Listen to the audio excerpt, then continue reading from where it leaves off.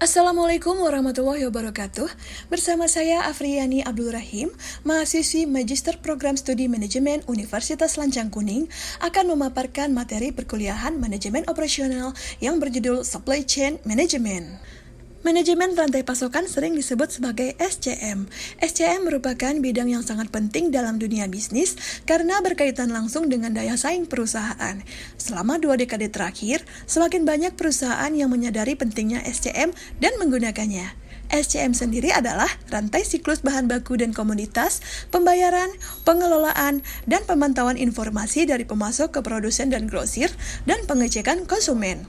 Karena rantai pasok merupakan jaringan fisik, maka setiap perusahaan berperan dalam menyediakan bahan baku, memproduksi barang, dan pengiriman ke konsumen. Karena manajemen rantai pasok itu sendiri menjadi alat, metode, atau manajemen.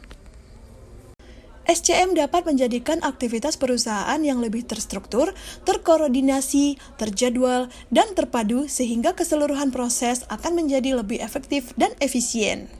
Dari penjelasan di atas, dapat ditarik kesimpulan bahwa definisi supply chain management adalah jaringan perusahaan yang bekerja sama untuk menciptakan produk dan mengirimkannya ke konsumen.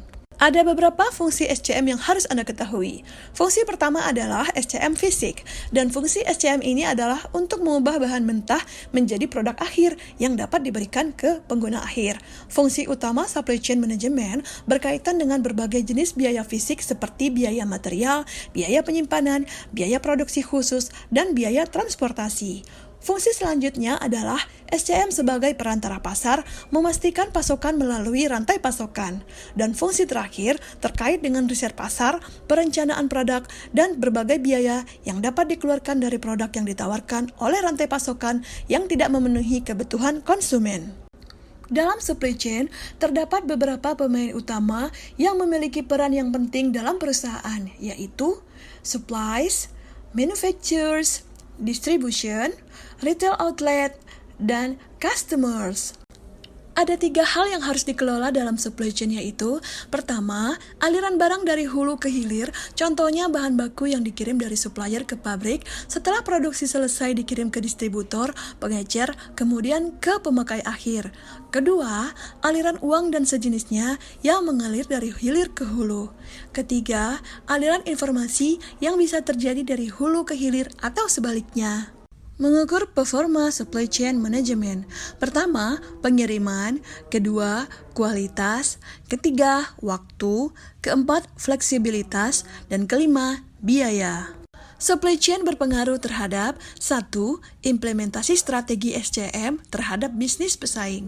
Kedua, mutu suatu produk merupakan hal yang menjadi tingkat kepuasan konsumen. Ketiga, menerapkan strategi postponement bisa mengurangi jumlah barang yang terbuang atau tidak terpakai. Keempat, selalu melakukan inovasi terhadap produk, juga rencana produk dalam SCM untuk memenangkan hati konsumen dan menguasai pasar. Demikianlah pemaparan dari saya, lebih dan kurang saya mohon maaf. Wabillahi taufik wal hidayah. Wassalamualaikum warahmatullahi wabarakatuh.